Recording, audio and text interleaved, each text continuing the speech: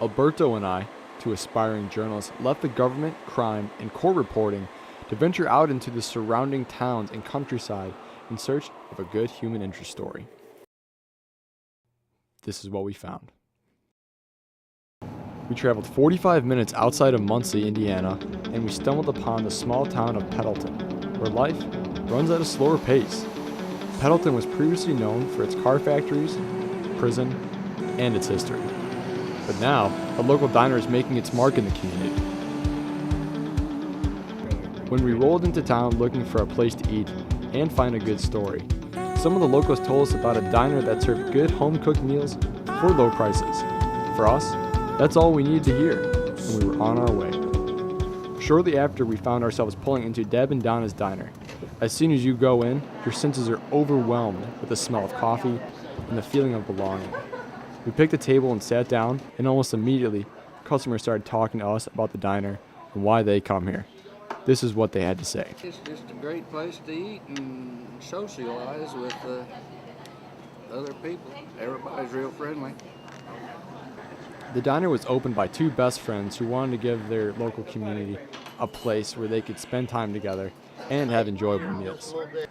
It opened back in 1996, and since then, it's been a local hotspot. And for the past 14 years, customers have been loyal, almost as if they were family. Donna, one of the owners, simply enjoys them being here. Love it. I love it. They're family to us too.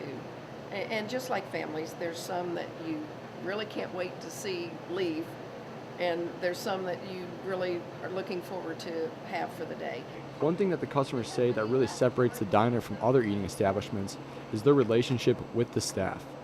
Two of the waitresses that have been working there ever since it's been open say they have a special connection with everybody who comes to the diner. We're a small town diner, and whether we share blood or not, we're family. And as soon as you walk in that door, you're family too. And their customers feel the same way.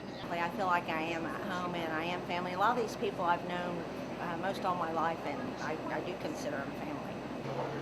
But this close-knit family has gone through some tragic times. Last July, Deb, the other owner, went into work really early in the morning to get breakfast ready for the early crowd of farmers. A couple nights prior, Deb had decided to end her relationship with Robert Jones, her boyfriend of 25 years. Just after the doors opened at 5 a.m., he came drifting into the diner, gun in hand. He stormed into the kitchen where he shot and murdered Deb. Moments later, he turned the gun on himself, ending his life. It was definitely tragic. It was one of the worst things I've ever experienced. Ever. I've never dealt with a death like that. It's been hard. It's been hard. It's made things different for everyone. She had a personality, and she had knowledge on some areas of the business that always said between the two of us, we made one darn fine person. Because fortunately for us, her weaknesses were my strengths and vice versa. 2 weeks after the incident, the business reopened, and to the surprise of the community, business has been good for the diner. As a matter of fact, it has never been better. I've heard 2 or 3 guys say, well, it'd never come back. Well, I know them 2 or 3 guys, and I don't think anybody's going to miss them anyway, so it don't make no difference. So, If anything, I think it brought in a lot of new faces. Really? Now, why do you say that? I think people are curious. While some things here at the diner have changed, one thing that has stayed constant are the members of something called the Round Table, or as it has been referred to us by the staff, the Liar's Table. One of the diner's regulars, Nick Byer, says he's a frequent visitor of the table. That's where everybody lies to each other.